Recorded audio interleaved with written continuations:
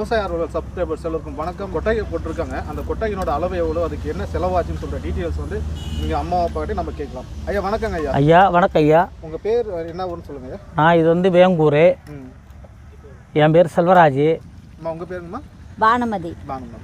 சரிங்கம்மா, இப்போ நீங்கள் கொட்டகை வந்து போட்டிருக்கீங்களே, ஸோ ஃபஸ்ட்டு இது என்ன, எதுக்காக இந்த கொட்டகை வந்து போட்டிருக்கீங்க அப்படின்னு சொல்ல முடியுமா? இந்த கொட்டகை வந்து நாட்டுக்கோழி வளர்ப்புக்காக தான் நாங்கள் போட்டு ஆரம்பித்ததே. இது வந்து எங்கள் பக்கத்துலலாம் அதிகமாக கிடையாது. இது வந்து இம்ப்ரூவ் ஆகிறதுக்கு வேறு வழி இல்லை. சரி, நான் வெளியே வந்து ஏற்கனவே வேலை செஞ்சுருந்தேன். இங்கே வந்த பிறகு நாட்டுக்கோழி வளர்க்குறான்னு ஒரு ஐடியா ஒன்று கிடச்சிது. அவரை வச்சு அந்த மூலியமாக தான் நான் நாட்டுக்கோழி வளர்க்குறதுக்காக தான் கொட்டகை கட்டினேன். இந்த கொட்டகைக்கு வந்து 50 அடி நீளம், 22 அடி அகலம். இது தளம் அமைச்சு இதுக்கு மேலே கழி வந்து மூங்கில் ஒரு இடத்துல போய்ட்டு மூங்கில் தோப்பாகவே வாங்கிட்டு வந்தேன். இங்கே வந்து கேட்டால் ஒரு மூங்கில் வந்து 150 ரூபா 200 ரூபா சொல்கிறாங்க ஒரு மூங்கில் கழி. அதுக்காக நான் என்ன பண்ணேன், ஒரு இடத்துல விசாரித்து நான் போய்ட்டு அங்கேயே போய்ட்டு வாங்கிட்டு வந்தேன். ஒரு மூங்கில் தோப்பாகவே அமைச்சு நான் அதில் வந்து ஒரு 40-50 ஆயிரத்துக்கு அந்த மூங்கில் வாங்கிட்டு வந்து வச்சுருந்தேன். அந்த மூங்கில் ப்ளஸ் அதுக்கு பிறகு வாரை தேவைப்பட்டுச்சு, நெடுவாரை. அதுக்காக போட்டு திருவண்ணாமலையில் போய்ட்டு பைப்பு வாங்கிட்டு வந்தோம். ஒரு 10 பைப்பு நெடுந்தூணெல்லாம் வாங்கிட்டு வந்து அதை அமைக்கிறதுக்கு வந்து வேலை வந்து எங்கள் ஏரியிலே தான் கிடச்சிது. இது வந்து அந்த சித்திரை வைகாசி மாதம்தான் அந்த வேலை கிடைக்கும். இப்போல்லாம் நேர் இறஞ்சி போகிறதால அங்கெல்லாம் அறுவடை கிடையாது. அந்த வேலை வந்து ஒரு கத்தை 2 ரூபா மணிக்கு 6000 கத்தை செல்லிச்சு. அது வந்து அலசி எடுத்து கட்டுறதுக்கு வந்து மினிமம் இல்லைன்னா கூட ஒரு 5000 ரூபா செலவாச்சு. அதுக்கு பிறகு அந்த செத்த இடுற ஆளுக்கு வந்து ஒரு இல்லைன்னா கூட ஒரு 10,000 செலவாகிருக்கும். ஆக மொத்தம் 1 லட்ச ரூபா எனக்கு மதிப்பீடு. இதனுடைய தொகை மொத்தம் மதிப்பீடு 1 லட்ச ரூபா எனக்கு ஒரு வழி செலவாயிடுச்சு. தரை தற்காலிகமாக தரப்போகிறத ஏற்பாடு பண்ணி உள்ளெல்லாம் சோலிங்கெல்லாம் பண்ணி வச்சுருந்தேன். நாட்டுக்கோழி வளர்ப்புக்கு தேவையில்லைன்றதாண்டு நான் தலைலாம் எதுவும் எடுக்கலை. மணல் மட்டும் கொஞ்சம் அடித்து வச்சுருக்கிறேன். மணல் மட்டும் அடிச்சு. ஆமாம். சரிங்க. இந்த சைடில் வந்து வச்சுருக்கீங்களே? ஆமாம். சைடில் அதுக்கு பேர் என்னங்க ஐயா? அது சைடில் வந்து மெஸ்ஸு கட்டிருக்கிறேன். மெஸ்ஸு கட்டிருக்கிறேன். பூச்சி போட்டு தார்பாய் கட்டணும் அவசியம் தான் இருக்கும். நாட்டுக்கோழி வந்து தார்பாய் தேவையில்லை, அவசியம் கிடையாது. ஆனால் இருந்தாலும் நான் பாய்லர் வளர்க்குறதுக்காக நான் ஏற்பாடு பண்ணது. இப்போ தற்காலிகமாக இப்போ வந்து நாட்டுக்கோழி தான் வளர்த்துன்னு வரேன். நாட்டுக்கோழி தான் வளர்த்துட்டு வரேன். ஸோ இதை வந்து வளர்த்து வந்து நீங்களே நேரடியாக விற்பனை பண்ணிக்கிறோம். நாங்களாகவே வாங்கிட்டு வரோம். ஒரு நடுத்தரமானதாக வாங்கிட்டு வரோம். வாங்கிட்டு வந்து வளர்த்து 1 மாதம் 2 மாதம் 3 மாதம் வளர்த்து நாங்கள் நேரடியாக முதலீடு பண்ணி நேரடியாக விற்பனை பண்ணிக்கிறோம். சரிங்க ஐயா. இப்போது நாட்டுக்கோழி வந்து இந்த பண்ணை எப்போ ஸ்டார்ட் பண்ணுங்க, எப்போ ஆரம்பிச்சுன்னு சொல்ல முடியும்? பண்ணை ஸ்டார்ட் பண்ணது வந்து 6 மாதத்துக்கு மேலே 6 மாதம் ஆகும். 6 மாதம். ஆமாம். இப்போ வந்து நேரடியாக விற்பனை நீங்கள் தான்? நேரடியாக தான் விற்பனை பண்ணிக்கிறோம். சரிங்க. எத்தனை கோழிக்கு வந்து இப்போ நம்மகிட்ட இருக்குன்னு சொல்லுங்கள். நான் என்கிட்ட இருக்கிற கோழி வந்து 100 கோழி கிட்டத்தட்ட இப்போ இருக்குது. இன்னும் ஒரு 400 கோழி வளர்த்தேன். தீபாவளி சீசனில் அந்த கோழி வந்து விற்பனை ஆகி போச்சு. ஓரளவுக்கு போதுமானது தான். போதுமானது. நாங்கள் கோழி வந்து நாட்டுக்கோழி வாங்கினது ஒரு பகுதியாக இருந்தாலும் இப்போ வந்து 300 ரூபா 350 ரூபா ஒரு கேஜியாக கொடுக்குறோம். 300 ரூபா 350 ரூபா ஒரு உயிர் கோழியாகவே. ஆமாம். முட்டை ஏதாவது வைக்கணும்? முட்டை வைக்குது. முட்டை வச்சு நாங்கள் குஞ்சு பொரிச்சோம்.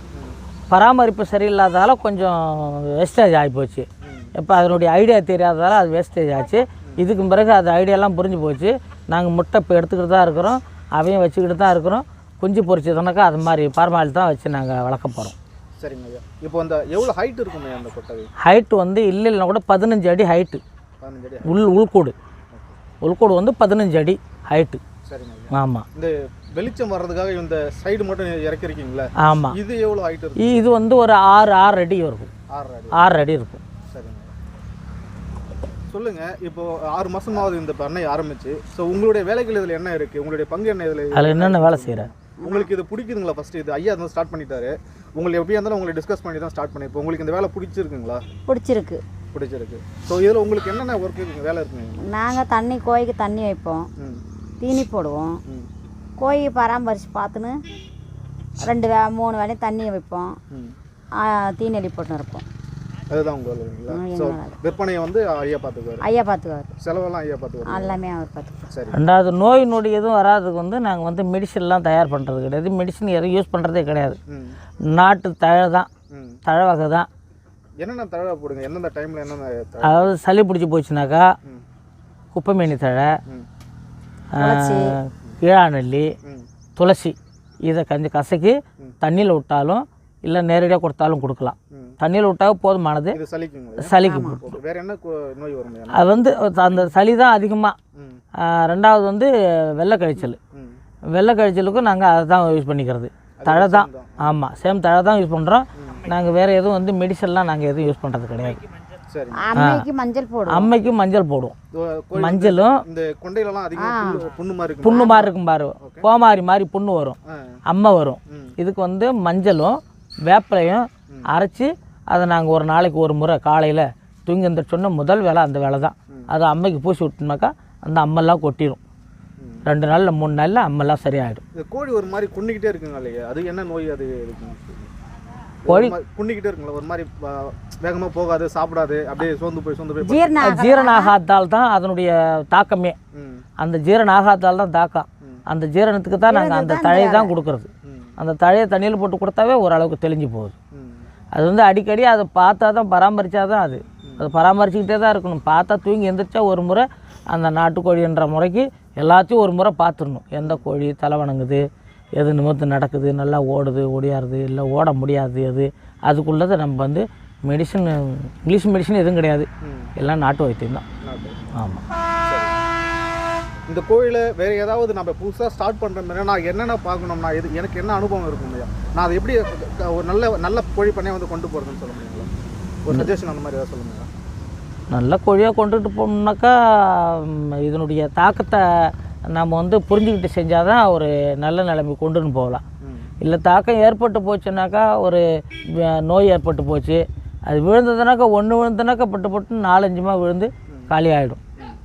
அப்போ அந்த தாக்கத்தை நம்ம வந்து முன்னோடியாக கொஞ்சம் எதிர்பார்த்து அதை நம்ம சீர் செஞ்சுக்கிறது தான் நம்ம கையில் தான் இருக்குது எல்லாமே. சரிங்க. இந்த நாட்டுக்கோழிக்கும் இந்த கறிக்கோழிக்கும் என்ன வித்தியாசம் அப்படின்னு சொல்ல முடியுங்களா? நாட்டுக்கோழி ஸ்டார்ட் பண்ணிட்டீங்களா? இப்போ நாட்டுக்கோழி இருக்குது, கறிக்கோழிக்கு அது இந்த பிராய்லர் கோழின்னு சொல்கிறீங்களா? பிராய்லர் கோழி தான் வெறியதான், அது இன்ஜெக்ஷனாக தான் இருக்குது. இன்ஜெக்ஷனில், ஆமாம், இன்ஜெக்ஷனில் தான் வளருது. அது யாரும் இப்போ நாட்டுக்கோழியும் வளர்க்குறோம், பாய்லரும் வந்து வாங்கிட்டு தான் கொஞ்சம் வளர்க்குது. ஆனால் நாட்டுக்கோழிக்குள்ளே இம்ப்ரூவ்டு வந்து பாய்லருக்கு இல்லை. நாட்டுக்கோழியை விரும்பி வாங்குற மாதிரி பாய்லர்லாம் யாரும் வாங்க மாட்டிருக்காங்க. நம்மக்கிட்ட பொறுத்த அளவுக்கு நாட்டுக்கோழி நல்லா தான் ஓடிட்டு சாப்பிட்றதுக்கும் டேஸ்ட்டாக இருக்கும். அதை வச்சு தான் அந்த நாட்டுக்கோழி வந்து எல்லாமே விரும்பி வரவங்கெல்லாம் நாட்டுக்கோழி தான் கேட்குறாங்க. அந்த பூஜைக்கோ சாவெல்லாம் பூஜைக்கு கேட்குறாங்க. இப்போ பண்ணை பாதுகாப்புக்காக என்ன வச்சுருக்கீங்க? பாதுகாப்பாக அந்த நாய் வளர்க்குறோம். நாய் 3 இருக்குது சார். பெரிய நாய் ஒன்று சின்னதாக குட்டியாக வளர்த்துன்னு வந்தோம். அது வந்து இப்போ பெருசாகி அது இப்போ 3 குட்டிகிட்டு இருக்குது. இப்போ எங்களுக்கு பாதுகாப்புனாவே நாங்கள் நைட்டு வந்து தனியாக தான் படுத்துருக்கோம். இங்கே நாங்கள் தனியாக ரூம் இருக்குது. ஊருக்கு எதுக்கும் ஒரு 1.5 கிலோமீட்டர் இருக்குது. நாங்கள் தனியாக தான் இருக்கோம். எங்களுக்கு பாதுகாப்பாக வந்து இந்த 3 நாய், இன்னும் 4 நாய் தான் இருக்குது.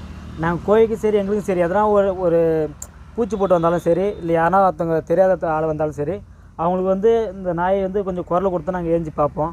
அப்போ வந்து எங்களுக்கு கொஞ்சம் பாதுகாப்பாக இருக்குது. அதால் தான் இது வளர்த்துன்னு இருக்கோம். ஓகே. உணவுன்னு சொல்லிட்டு என்ன கொடுக்குறீங்க? இது நாட்டு நாய் தான். ஆமாம், நாட்டு நாய் தான்.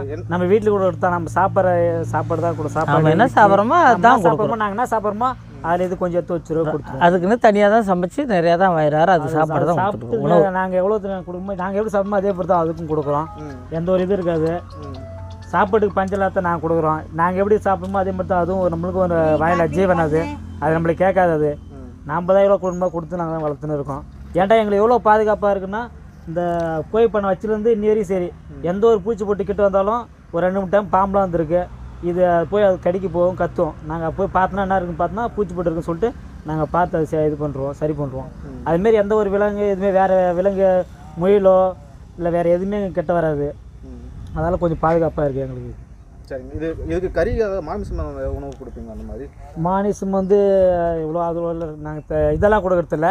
நாங்கள் சாப்பிட்ற மானிசத்தை மீதி இல்லை அது கொஞ்சம் கொடுப்போம். மற்றபடி நாங்கள் அதுக்குன்னு தனியாக வெட்டிலாம் மானிசம் அது கொடுக்கறதில்ல. சரி சரி. சரி, ஓகே.